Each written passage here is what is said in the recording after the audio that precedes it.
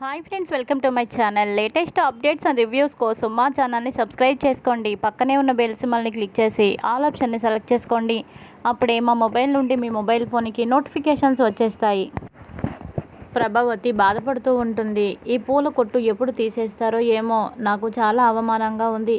ఏ దేవుడు ఈ పూల కొట్టుని తీయించేస్తాడో ఏమో అని అంటూ ఉండగా మీనాక్షి ఇలా అంటుంది. ఏంటి వదినా, ఆ పూల కొట్టు నీకు అంత కష్టంగా ఉందా అని అంటే, ఎందుకుండదు వదినా, నా పేరు మీద ఆ బడ్డీ పూల కొట్టు పెట్టాడు. వచ్చిన వాళ్ళందరూ నేనే పూలు అమ్ముతున్నానేమో అని అనుకుంటున్నారు. నాకు అది చాలా అవమానంగా ఉంది. నా కోడళ్ళేమో కోటీశ్వరులు, ఈ మీనా ఏమో నా పేరు పూల కొట్టుకు పెట్టి, కాదు ఆ బాలుగాడే నా పేరు పూల కొట్టుకు పెట్టి నా పరువు తీస్తున్నాడు అని అనగానే ఇక కామాక్షి, ఏం చేస్తాంలే, ఎంతైనా అమ్మవి కదా, అందుకే అభిమానంతో పెట్టుకొని ఉండుంటాడు.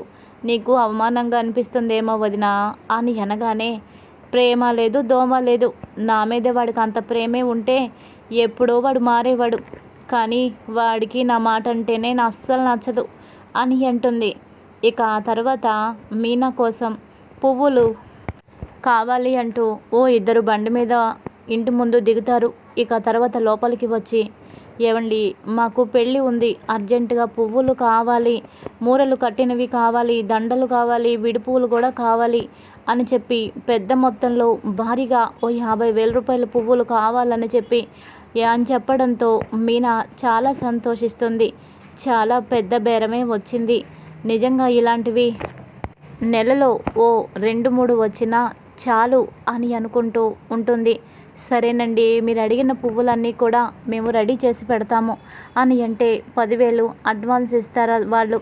ఇక తర్వాత మిగతా డబ్బులు మేము పువ్వులు తీసుకువెళ్ళేటప్పుడు ఇచ్చేస్తాము అని చెప్పి మొత్తానికి 50,000కి మాట్లాడుకొని 10,000 అడ్వాన్స్ ఇచ్చి ఇక తర్వాత వాళ్ళు అక్కడి నుంచి వెళ్ళిపోతారు. ఆ 10,000 లెక్క పెట్టుకొని సంతోషంతో మీనా లోపలికి వెళ్తూ ఉండగా కామాక్షి, ప్రభావతి ఇద్దరు చూస్తారు. ఇంకేం తీసేస్తుంది వదినా, పూల కొట్టు అంత బాగా సాగుతుంటే 50,000 అంటే మాటలా ఏంటి? పెద్ద పెద్ద షాపుల వాళ్ళకే అంత బిజినెస్ సాగడం లేదు. అలాంటిది ఏం పుణ్యం చేసుకుందో ఏమో. నిజంగానే ఈ మీనా కోరి కోరి వెతుక్కుంటూ మరీ వచ్చి లక్ష్మీదేవి మీనా చేతుల్లో వేసేసి మరీ వెళ్ళిపోతున్నారు. వాళ్ళకి ఎక్కడ పూలే దొరకనట్టు. నిజంగా ఇలాంటి ఖాతాలు రోజు వస్తే మీనా బాలు వాళ్ళు ఎక్కడికో వెళ్ళిపోతారు. అయినా వదిన, ఇలాంటి కొట్టు ఎప్పుడో నువ్వు మనోజ్ చేత పెట్టుంటే ఎంత బాగుండేదో కదా అని కామాక్షి అనడంతో ప్రభావతి కొరకొరా చూస్తూ ఉంటుంది. ఎందుకు వదిన అంత కోపంగా చూస్తున్నావు? పేరు గొప్ప ఊరి దిబ్బ అంటే ఇదే. పేరుకే రోహిణి పెద్దింటి అమ్మాయి, కానీ ఇక్కడ ఏమీ చేసింది లేదు. ఇంట్లో రోజు గొడవలే. ఏదో ఒకటి చేసి బాలు మీనా వీళ్ళే కదా మీ ఇంటిని లాక్కొస్తున్నారు. ఇంకా ఆ మనోజ్ మొన్న పార్కులో దొరికిపోయాడట కదా, అదంతా అవసరమా వదినా? చక్క ఇలాంటి కొట్టు ముందే పెట్టుకుంటే బాగుండేది కదా, అదే నేను అన్నాను అని చెప్పి అంటుంది. నీ సలహాలు చాలే కానీ ఇక్కడ నుంచి వెళ్ళు అని అంటుంది. సరే వదినా, నాకు పనుంది అని కామాక్షి వెళ్ళిపోతుంది. ఇక వెళ్ళిపోయిన తర్వాత కామాక్షి వెళ్ళిపోయిన తర్వాత వడియాలు, అప్పడాలు కొన్ని మేడ మీద ఎండలో వేసి వద్దాం అనుకుంటుంది. ఇంకా అవి క్యాన్లో పట్టుకొని ప్రభావతి మెట్లు ఎక్కబోతూ ఉండగా మీనా, అత్తయ్య గారు పైకి వెళ్తున్నారా అని అంటే, అబ్బే లేదమ్మా, పాతాళంలోకి వెళ్తున్నాను అంటూ వెటకారంగా అంటుంది ప్రభావతి. అయ్యో అత్తయ్య గారు, నేనేమి మీ మీద కోపంతో అడగలేదు. పైకి వెళ్తున్నారు కదా, పొరపాటున కాలు ఏమైనా జారుతుందేమో, నాకు ఇవ్వండి, అవి పైన నేను ఎండబెట్టి వస్తాను, మీరు కిందే ఉండండి, మోకాలు నొప్పులని మధ్య ఇబ్బంది పడుతున్నారు కదా అని చేతిలో ఉన్నవి లాక్కోబోతూ ఉంటుంది. ఆగుతావా ఏంటి, చేతిలో ఉన్నాయి లాక్కుంటున్నావు? అమ్మ మహాతల్లి, అక్కడ పువ్వుల బిజినెస్ చేస్తున్నావు, ఇంకా ఆ చేతులతో ఈ అప్పడాలు వడియాలని ముట్టుకోవద్దు. నా పర్మిషన్ లేనిది వంటగదిలో బియ్యమే నిన్ను ముట్టుకొనివ్వను. ఇవెక్కడ నిన్ను ముట్టుకొనిస్తాను? నా పని నన్ను చేసుకోనివ్వు. నువ్వేమీ నాకు సాయం చేయక్కర్లేదు. వెళ్ళు, పూల బిజినెస్ బాగా సాగుతుంది కదా, అక్కడికి వెళ్ళి అఘోరించు అని చెప్పేసి కోపంగా ప్రభావతి పైకి వెళ్తుంది. వెళ్ళి అప్పడాలు, వడియాలు అవన్నీ ఎండబెట్టేసి మెట్లు దిగి వస్తూ ఉండగా ఇంతలోపు రోహిణి ప్రభావతికి ఫోన్ చేస్తుంది. ఇక ఫోన్ మాట్లాడుతూ మెట్లు దిగుతూ ఉండగా ఒక్కసారిగా అనుకోకుండా కాలు స్లిప్ అయ్యి కాలు బెణుకుతుంది. ప్రభావతి గట్టిగా కేకలు వేస్తుంది. ఇక మీనా పరిగెత్తుకుంటూ వస్తుంది పైకి గబగబా. అత్తయ్య గారు, అత్తయ్య గారు, నేను చెప్తూనే ఉన్నాను, నా మాట వినకుండా మీరే వచ్చి ఇలా ఇబ్బంది పడ్డారు అని ఇక మీనా అనడంతో ప్రభావతి మాత్రం ఏమీ మాట్లాడలేదు. నొప్పి బాగా ఉండడంతో గట్టిగా అరుస్తూ ఉంటుంది. ఇక తర్వాత సత్యాన్ని మీనా మామయ్య గారు, అత్తయ్య గారు పడిపోయారు, రండి సాయం పట్టండి అని చెప్పడంతో సత్యం కూడా కంగారుగా వస్తాడు.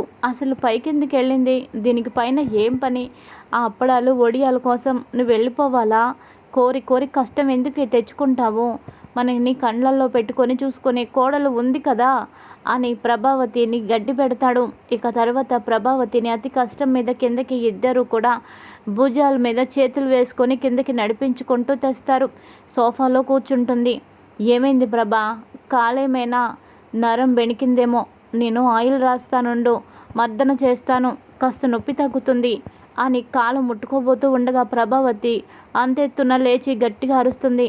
వద్దండి వద్దు, చాలా ఇబ్బందిగా ఉంది, కాలు నొప్పి ఎక్కువైపోతుంది, భరించలేకపోతున్నాను అని ఏడుస్తూ ఉంటుంది. ఇక మీనా, అత్తయ్య గారు సరే నేనైనా కాస్త ఏం జరిగిందో చూడనివ్వండి, మీ కాలుని నా వడిలో పెట్టండి, నేను మెల్లగా మసాజ్ చేస్తాను అత్తయ్య గారు అని అంటుంది. వద్దు వద్దు, మీరు ఆయిల్ రాసినంత మాత్రాన, బాంబు రాసినంత మాత్రాన తగ్గదు, ఏదో పెద్ద ఇబ్బందే వచ్చింది అని అంటుంది. ఇక తర్వాత సత్యం దగ్గరలో ఉన్న వాళ్ళకి తెలిసిన ఓ డాక్టర్కి ఫోన్ చేయడంతో అతను వస్తాడు. అతను వచ్చి, మీరు అనుకుంటున్నట్టు ఏదో చిన్న దెబ్బ కాదు సత్యం గారు, తన కాలు బెనికింది, కట్టు కట్టాలి, 2 వారాలు నడవకూడదు అని అనగానే 2 వారాలు నడవకూడదా అని అంటుంది ఇక ప్రభావతి.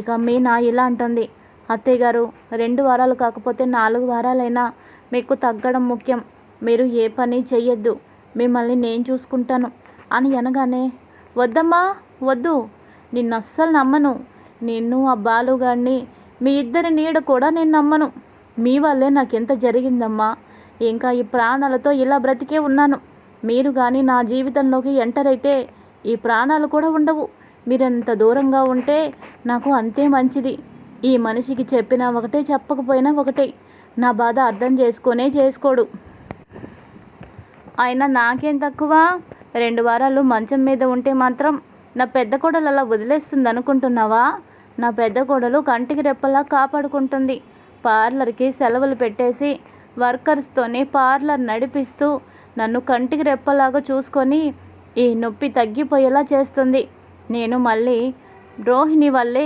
నడిచి లేచి తిరుగుతూ ఉంటాను అని అంటుంది. ఇక సత్యం, ఇదేనే అత్యాశ అంటారు దీన్నే, కాస్త బుర్ర దగ్గర పెట్టుకొని ఆలోచించు, ఎవరు మంచివాళ్ళు ఎవరు చెడ్డవాళ్ళు, ఎవరు కష్టం వస్తే చూసేవాళ్ళు కాస్త తెలుసుకొని మాట్లాడవే అని అనగానే, మీకెన్ని చెప్పినా అనవసరం, మీరు వినరు పెట్టరు, ఇలా నేను పడిపోయి కాలు బెనకడానికి కారణం కూడా ఈ మహాతల్లే, మెట్లెక్కేటప్పుడు కాలు జారుతారు అత్తయ్య గారు అంది, జారాలని ఎంత మొక్కుకుందో ఏమో అని మీనాని ఇంకా తిడుతూ ఉంటుంది. ఇంకా ఆ తర్వాత రోహిణి శృతి ఇద్దరు ఇంటికి వచ్చేస్తారు. ఇంటికి వచ్చాక ప్రభావతిని చూసి షాక్ అవుతారు. అయ్యో ఏమైంది అత్తయ్య గారు, పొద్దున మేము ఆఫీస్కి వెళ్ళేటప్పుడు బాగానే ఉన్నారు కదా, ఇంతలోనే ఏం జరిగింది, అసలు మీ టైం ఏం బాగాలేదు అత్తయ్య గారు అని రోహిణి వగలాడి ప్రేమ చూపిస్తూ ఉంటుంది. ఇక శృతి, ఆంటీ అయినా మీ ఏజ్ అంతా, మీరు ఎందుకు అలా తిరుగుతున్నారు ఆంటీ, అయినా మీరు తెగ ఓవర్ యాక్షన్ చేస్తున్నారు, ఈ మధ్య అవసరం లేని పనులు చేస్తున్నారు, అవసరమైన పనులు అస్సలు చేయడం లేదు, అన్నీ మీనా అక్కకే చెప్తున్నారు, మీ పద్ధతి ఏం నాకు నచ్చలేదు అత్తయ్య గారు అని చెప్పేసి లోపలికి వెళ్ళిపోతుంది. ఇదేంటి అమ్మాయి కాలు జారి పడిపోతే కాలు బెనికితే, అయ్యో అత్తయ్య గారు ఎలా ఉంది, ఎన్ని రోజులు రెస్ట్లో ఉండాలి, మీకేం కాదు అత్తయ్య గారు నేను చూసుకుంటాను అని ఏదో ఒకటి చెప్పాల్సింది పోయి నన్నే తిట్టి లోపలికి వెళ్తుంది ఏంటి, ఏముందిలే చిన్నపిల్ల, పైగా డబ్బులో పుట్టి పెరిగింది, కష్టం తెలియని పిల్ల, అందుకే ఇలా మాట్లాడిందిలే అని అనుకుంటుంది. ఇంకా తర్వాత రోహిణి వచ్చి, ఆంటీ డాక్టర్ ఏం చెప్పారు అని అంటే 2 వారాల వరకు మీ అత్తయ్య గారు లేచి నిలబడకూడదని డాక్టర్ చెప్పారమ్మా. అసలు నిలబడే ఓపిక కూడా ఉండదంట. అప్పుడు ఈ 2 వారాలు రెస్ట్ తీసుకుంటే కానీ తనకి కాలు సెట్ అవుతుందంటమ్మా. కంటికి రెప్పలా చూసుకోమని డాక్టర్స్ చెప్పారు అని అనగానే, మామయ్య గారు ఇంట్లో అంటే అంత జాగ్రత్తగా ఉండటం కుదరదు. నాకు తెలిసిన ఆశ్రమం అయితే ఒకటి ఉంది. అక్కడ ఈ 2 వారాలు అత్తయ్య గారిని ఉంచితే ఆవిడకి సెట్ అయిపోతుంది అని అనగానే, ఆశ్రమమా? ఏం ఆశ్రమం అని సత్యం అంటాడు. ఇంకేం ఆశ్రమం మామయ్య గారు, వృద్ధాశ్రమం ఉంది కదా అని అంటుంది రోహిణి. ఒక్కసారిగా ప్రభావతి షాక్ అయిపోతుంది. ఏమన్నావమ్మా నువ్వు? నన్ను వృద్ధాశ్రమంలో వేసేస్తావా అని అంటే, అయ్యో ఆంటీ తప్పేముంది చెప్పండి. మీలాంటి వాళ్ళని అక్కడ వేస్తేనే కరెక్ట్గా ఉంటుంది, మీకు తొందరగా తగ్గిపోతుంది కదా. అయినా మిమ్మల్ని ఏమైనా జీవితాంతం అక్కడే ఉంచేస్తాను అనుకున్నావా ఏంటి ఆంటీ మీరు? అలా కాదు, 2 వారాలు అక్కడైతే మీరు రెస్ట్గా ఉంటారు. ఇక్కడ అనుకోండి ఏదో ఒక పని చేస్తూ అసలు మీకు కాలు సెట్ అవ్వదు. అదే అక్కడ మీరు జాయిన్ అయిపోతే మీకు ఏ ఇబ్బంది ఉండదు అని అనగానే, సత్యం చాలే ఊరుకోమ్మా, పెద్ద కోడలివి అయి ఉండి ఇలాగేనా మాట్లాడేది? ఆ మాత్రం బాధ్యత లేదా? మీ అత్తయ్య గారికి చిన్న దెబ్బ తగిలింది, ఆ దెబ్బ తగ్గే వరకు నేను చూసుకుంటాను అని కనీసం నీ నోటి నుండి ఎందుకమ్మా రావడం లేదు? ఇది కరెక్ట్ కాదు. నువ్వు చాలా తప్పుగా మాట్లాడుతున్నావు. ఎక్కడో ఆశ్రమంలో ఎవరో బాగు చేస్తారు అంటున్నావు. ఏ ఓ కోడలిగా నువ్వు మీ అత్తగారిని చూసుకోలేవా? అదే మీ అమ్మగారికి జరిగితే అలాగే అంటావా అని అనగానే, అయ్యో ఆంటీ, మామయ్య గారు చాలా తప్పుగా అర్థం చేసుకున్నారు అని అనగానే, నేనేం తప్పుగా అర్థం చేసుకోలేదమ్మా, తెలుసుకొని మాట్లాడు అని అంటున్నాను. అది పిచ్చిది, అందుకనే ఎవరు ఎలాంటి వాళ్ళో ఇంకా దానికి అర్థం కావడం లేదు. ఏం చేస్తామో అని సత్యం అంటాడు. ఇక ప్రభావతి, అమ్మా అవేమీ నువ్వు పట్టించుకోవద్దు కానీ ఓ వారం రోజులు పార్లర్కి సెలవు పెట్టేసే. పార్లర్ మందే కదా, వర్కర్స్ ఉన్నారు కదా, వాళ్ళతో ఈ పార్లర్ నడిపించు. అవసరమైతే ఫోన్లోనే డీల్ చేసి మాట్లాడు. నువ్వు నా పక్కన ఉంటే నాకేం కాదు. అయినా నీకు డాక్టర్లకు చాలా విషయాలు తెలుసు, నాకు తొందరగా తగ్గిపోతుంది అని అంటే, సారీ ఆంటీ, నేను అసలు ఇప్పుడు సెలవు పెట్టలేను. పెళ్ళిళ్ళ సీజన్, ఇప్పుడు ఇంటి పట్టునుంటే ఎలా ఆంటీ? ఇప్పుడే చాలా బాగా రన్నింగ్ అవుతుంది బిజినెస్. ఇప్పుడు మీ గురించి నేను ఆపుకోలేను ఆంటీ, దయచేసి తప్పుగా అనుకోవద్దు అని చెప్పేసి లోపలికి వెళ్ళిపోతుంది. ఇంకా తర్వాత మీనా ఫోన్ తీసి ఫోన్ చేస్తుంది ఒక స్లిప్పులో ఉన్న నెంబర్కి. ఇక వాళ్ళు ఏంటమ్మా అని మీనాని అనడంతో, ఏవండి పొద్దున్న వచ్చి 10,000 పూలకి అడ్వాన్స్ ఇచ్చారు కదా అని అంటే, అవునండి అని అంటే, తప్పుగా అనుకోవద్దండి, మా అత్తయ్య గారు కాలు జారి కింద పడిపోయారు, ఆవిడ కాలు బెనికింది, నేను పువ్వులు మీకు ఇవ్వలేనండి, అందుకనే మీ అడ్వాన్స్ మీకు తిరిగి ఇచ్చేద్దాం అనుకుంటున్నాను. ఇచ్చేస్తే మీరు ఇంకెవరికైనా డబ్బులు ఇచ్చి ఆర్డర్ చేసుకుంటారు కదా, మిమ్మల్ని ఇబ్బంది పెట్టడం ఇష్టం లేక ఇలా మీకు ఫోన్ చేస్తున్నాను. మీరు వచ్చి మీ అడ్వాన్స్ పట్టుకు వెళ్ళిపోండి, దయచేసి ఏమీ అనుకోవద్దండి. అత్తయ్య గారికి నేనే చూసుకోవాలి, నేనే చెయ్యాలి.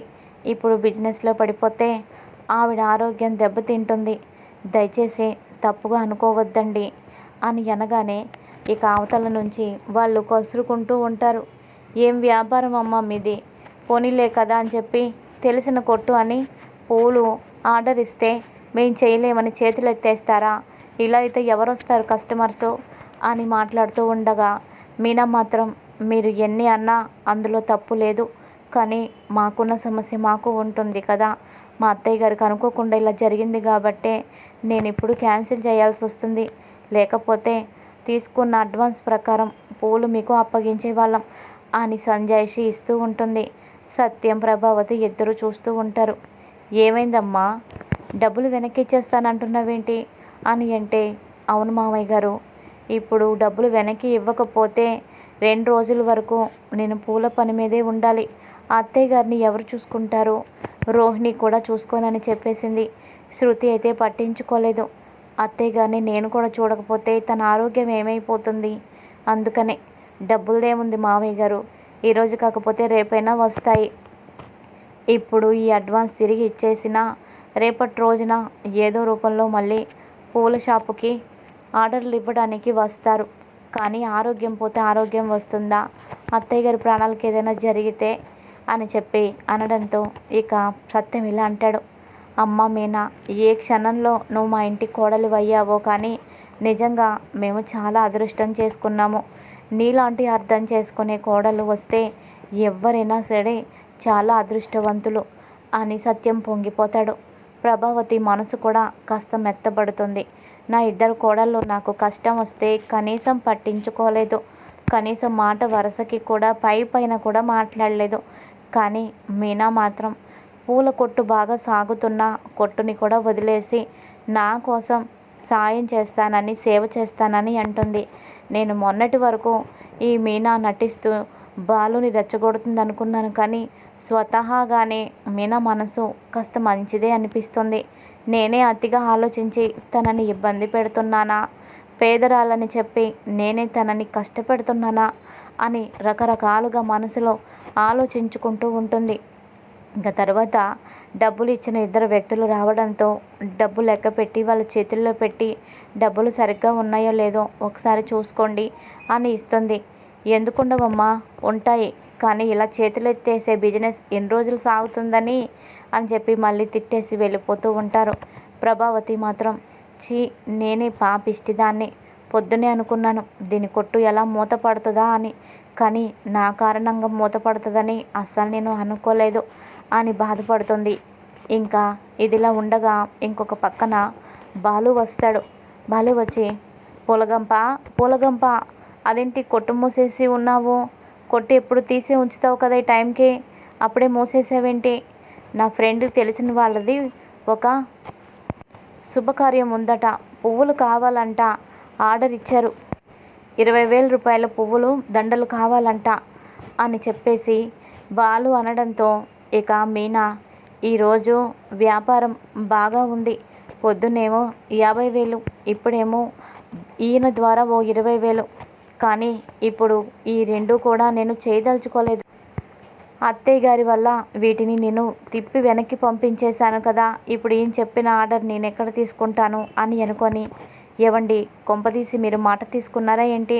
పువ్వులు మనం సప్లై చేస్తామని మీరు వాళ్ళ దగ్గర అడ్వాన్స్ తీసుకున్నారా అని అంటే, లేదు పూలగంప, నీకు చెప్పి తీసుకుందామని ఆగాను, అయినా అడ్వాన్స్ ఏం కాదు, ఫుల్ అమౌంట్ వాళ్ళు ఇచ్చేస్తారట, నువ్వు చేయగలవు కదా అని అనగానే, లేదండి నేను ఇప్పుడు ఓ వారం రోజుల వరకు పూలకట్టు తెరవనండి అని అంటే, ఏమైంది, ఎందుకు తెరవు, ఎవరు నిన్ను భయపెడుతున్నారు, నేను లేని టైం చూసుకొని నిన్ను బాగా బాధ పెడుతున్నట్టున్నారు, అందుకనే ఈ వ్యాపారం వారం రోజులు నేను చేయనంటున్నావు, చెప్పు, మా అమ్మ ఏదైనా నిన్ను ఇబ్బంది పెట్టిందా, లేదంటే ఆ పార్లర్ అమ్మ నిన్నేమైనా ఇబ్బంది పెట్టిందా అని అంటే, ఎవరు నన్ను ఇబ్బంది పెట్టలేదండి, నా అంతటా నేనే ఓ వారం రోజులు షాపు కట్టేద్దాం అనుకుంటున్నాను అని అనగానే, ఏ పిచ్చి పిచ్చిగా ఉందా, ఆ షాపు కోసం నువ్వు ఎన్ని కలలు కన్నావో నాకు తెలీదా, అలాంటిది ఇప్పుడు ఏం పని లేకుండా షాపు కట్టేస్తానంటున్నావేంటి,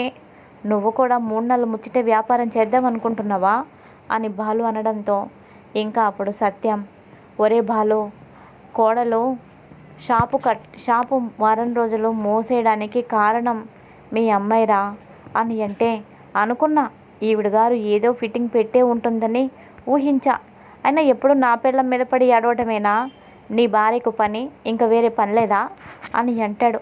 అది కాదురా బాలు, చెప్పేది కాస్త విను, మీ అమ్మ మెట్లెక్కుతూ కాలు జారి పడిపోయింది, కాలు బెనికింది, 2 వారాలు బెడ్ రెస్ట్లో ఉండమని డాక్టర్లు చెప్పారు, తెలిసిందే కదా, రోహిణి, శృతి వాళ్ళు మీ అమ్మని పెద్దగా పట్టించుకోరు, మీనా దగ్గరుండి సేవలు చేసుకోవాలని చెప్పి ఓ వారం రోజులు కొట్టు మూసేస్తానని అంటుంది అని అనగానే ఇక బాలు ఒక్కసారిగా షాక్ అయిపోయి, ఏమైంది నాన్న, అమ్మకేమైంది, కాలు బెనకడం ఏంటి అంటూ పరిగెత్తుకుంటూ ప్రభావతి దగ్గరికి వెళ్తాడు.